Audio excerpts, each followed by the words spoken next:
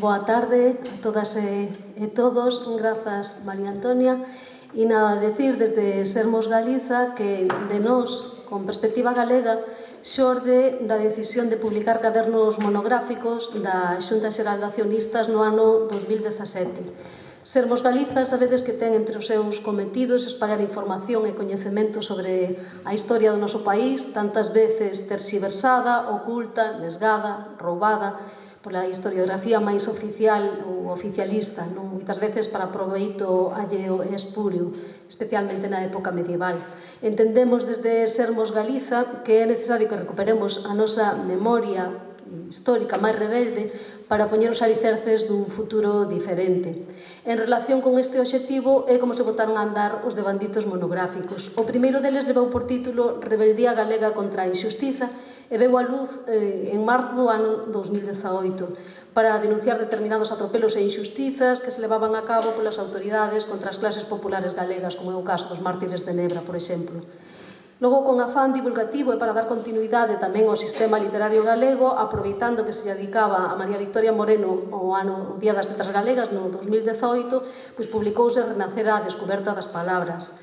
No outono do mesmo ano, publicábase Galiza, 1968, a Consciencia avivada, no que se quixo expor a reorganización na clandestinidade das correntes políticas antifranquistas, as primeiras iniciativas sindicais ou a aparición de voces ceibas, as revoltas dos universitarios e universitarias composteláns. En febreiro do 19 publicouse Antroidos e Máscaras na Galiza Rural, que presenta unha estrutura diferente ás obras anteriores, pero que tamén ten o cometido ou a vontade de recuperar tradicións perdidas para facelas populares de novo.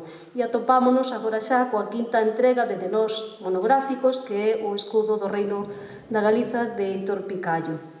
Ten de diferente este traballo con respecto aos anteriores, que naceu en principio como un coleccionable, xa hai agora pouco máis dun ano, en setembro do ano 2020. Finalmente, o que se fixo foi remaquetalo, ampliálo no seu contido para que sexa o libro que hoxe presentamos, non?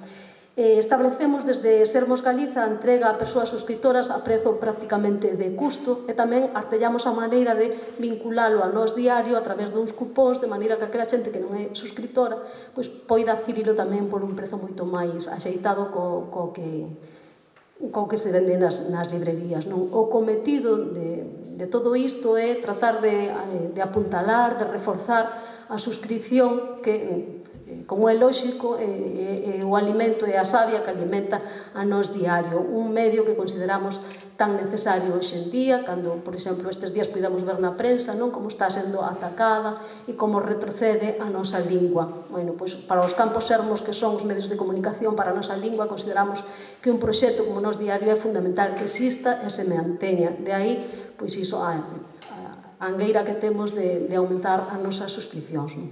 Esta obra, a de Heitor Picallo, comparte con publicacións anteriores o cometido de mostrar como a historia da nosa nación foi negada e ocultada. É un traballo moi rigoroso, moi prolixo, e atopamos nel interesante información sobre o noso escudo. Demóstranos como figurou por toda Europa, mesmo por América, en pé de igualdade, con outras posesións de diferentes monarcas e non subxugado ás armas de outros reinos, non? Deste xeito, Heitor dá conta da presenza do escudo galego desde o seu primeiro testemunho, como logo falarán as persoas máis especialistas neste tema, non? O Segas Roll, e vai demostrando a través da cita e o estudo de numerosas fontes a importancia que se lle outorgou ao noso reino, tendo en conta sempre non só a presenza, senón a presenza en lugares tan destacados, non? Podemos dicir que o libro mostra un carácter variado en canto a estilos e en canto a contidos, porque se ben é certo que moitas veces prevalecen os cotexos, as prolixas descricións, mesmo a detección de erros en documentos, o cal é mostra dun inxente traballo por parte do autor, non? En enumeración de armoriais, de libros ilustrados, de lisais, de gravados, de miniaturas e incluso ata de chimeneas en bruxas, por exemplo, non? Porén, noutros casos, botando man dunha linguaxe moito máis coloquial, o que fai tamén que o traballo resulte máis divulgativo e, polo tanto, interesante a persoas que non son especialistas pois en historia ou en heráldica. Entón, o que dicía, bota man dunha linguaxe moito máis coloquial E ás veces ata parece que nos atopamos ante un caderno de viaxe, non?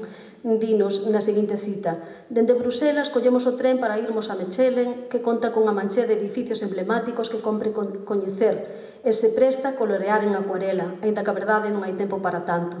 Ben, estes chimpos que fai, estas autochiscadelas que fai o autor á súa faceta gráfica, faimos imaginar a un Heitor Picallo ao estilo de Galván en Saor, que é tamén un libro do que se fala nesta obra.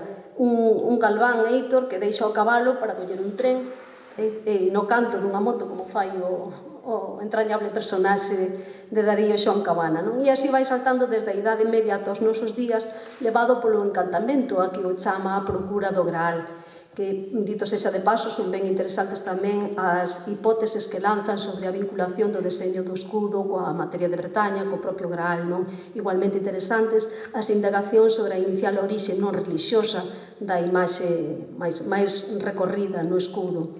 Ben, alén do evidente valor da investigación e do carácter erudito que ten, con todo, nos queremos resaltar as apaixonadas reflexións que demostra a súa escolla léxica, que emprega en ocasións como na seguinte cita. Di Heitor: aguillóelle a quen lle aguilloe, seguimos presentes no mapa da historia e na cartografía do mundo irisado por multitude de povos. Esta afirmación está feita a colación da sustitución nobiliar que levaron a cabo os reis católicos coa evidente intención de borrar os nosos sinais de identidade. Na mesma liña, Heitor bota man incluso das admiracións para insistir en que, así literalmente di, Galiza existe. E pecha así o capítulo dedicado, por exemplo, ás 3 xilografías renacentistas. No camiño de desterrar o autoodio que a ferro nos forxaron a galegas e a galegos, Heitor saca a luz a importancia que outros povos lle deron ao noso país e a forte consideración internacional da que gozou. Estamos, polo tanto, ante unha obra con un forte carácter reivindicativo da nosa identidade e tamén de denuncia do silenciamento ao que nos quixeron someter, nomeadamente nos contextos xeográficos máis próximos a nós. Bueno, desde Sermos Galiza, únicamente nos queda, Heitor, darche as grazas pola túa participación, que non só se restrinxe a este traballo en concreto, e darche, por suposto, os parabéns pola magnífica obra que nos entregas.